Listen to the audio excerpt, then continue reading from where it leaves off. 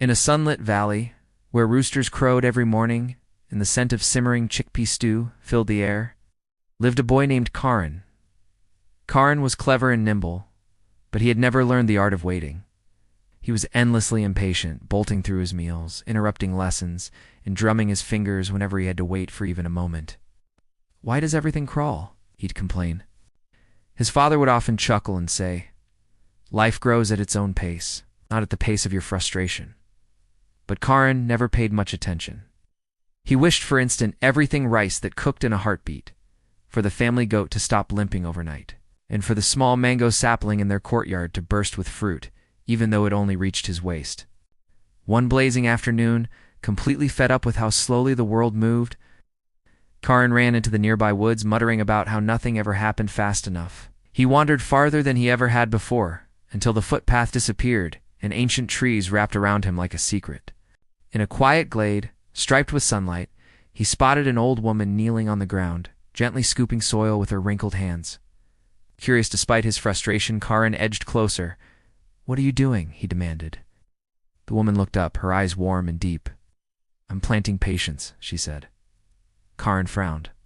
"That's impossible. You can't plant patience." She simply smiled and opened her palm. Resting, there was a small, silver-speckled seed that seemed to glow faintly. "Take it," she said. "But remember, nothing will grow if you keep rushing." Half doubtful, half intrigued, Karan slipped the seed into his pocket and trudged home. That night, feeling a little foolish, he buried it in a small pot outside his window and went to sleep. Days turned into weeks, and the soil in the pot remained bare. Karan soon forgot about the seed entirely, swept away by his usual restlessness. He grew annoyed when the goat's leg improved slowly, snapped at his cousin for taking too long to finish a chore, and groaned every time a holiday felt too far away. The world just wasn't moving at his speed. But then, something began to shift, almost imperceptibly at first. One evening, he noticed his father mending a broken bamboo basket with quiet, focused concentration. Karan sat beside him, watching the steady, unhurried rhythm of his hands that worked with patience, not with resentment. The image stayed with him. The next day, when his younger cousin accidentally spilled a bag of lentils across the kitchen floor and looked up at him with fearful eyes, Karan paused. The old urge to scold and sigh was there, but something held it back. Instead, he knelt down and helped her gather each tiny grain. She began to laugh through her trembling, and to his surprise, he found himself laughing too. It felt good. Later that week, his teacher asked him to help a younger student who was struggling with reading. Karan's first thought was to get it over with as quickly as possible. But instead of racing through the lesson, he found himself sitting with the boy under a tall neem tree every afternoon, slowly helping him sound out each word.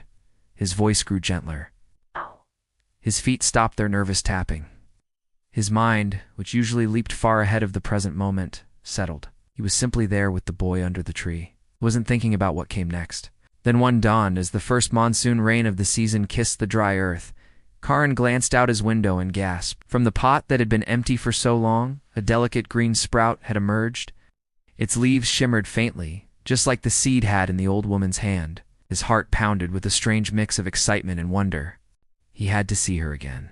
He ran back into the forest, following the old trail until he reached the glade. The old woman was there, exactly as he remembered.